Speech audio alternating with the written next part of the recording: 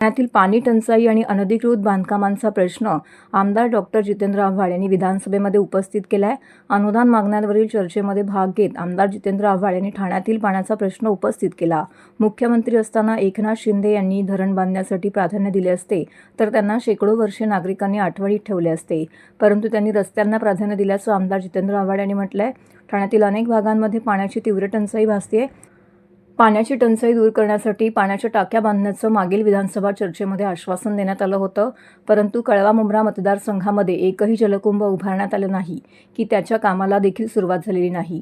घोडबंदर भागामध्ये श्रीमंत लोक राहतात, त्यांना तर महापालिकेचं पाणीच मिळत नसल्याचा आरोप आमदार जितेंद्र आव्हाड यांनी केला आहे। ठाण्यातील वाहतूक कोंडीचा प्रश्न देखील त्यांनी उपस्थित केला आहे। शहरात शेकडो कोटींच्या रस्त्यांची कामं केली जात आहेत, परंतु मतदारसंघातील 18 कोटींच्या 4 रस्त्यांची निविदा निघाली, परंतु कामाला अजूनही सुरुवात झाली नसल्याचं त्यांनी सभागृहाच्या निदर्शनास आणून दिलं आहे।